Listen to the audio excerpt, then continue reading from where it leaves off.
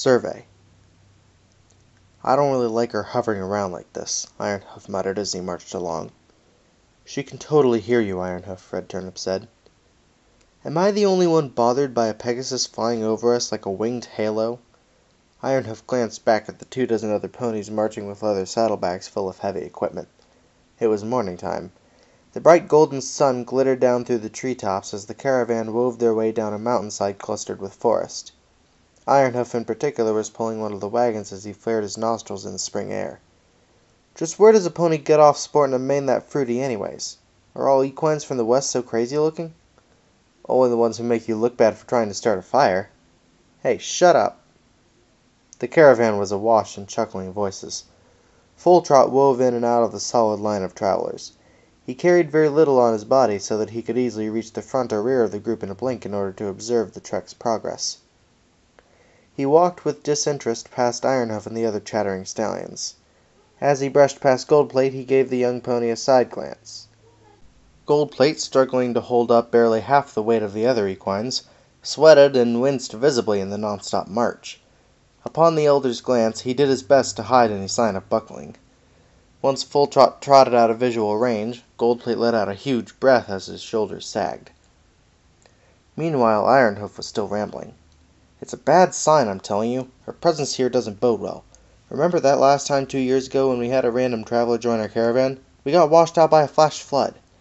This is a Pegasus, Ironhoof. The least of our concern should be inclement weather.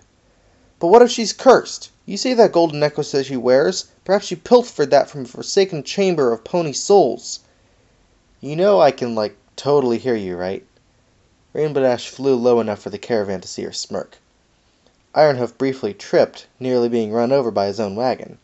Several ponies around him chuckled as he blushed and glared at the blue blur of Rainbow Dash soaring overhead. Rainbow Dash skimmed over the crowd, lifted up, and bounced from branch to branch as she grazed the roof of the forest. She paused on a particularly large tree, staring out at the landscape ahead of them. On the horizon was the large structure, still billowing from its gray mass with smoke.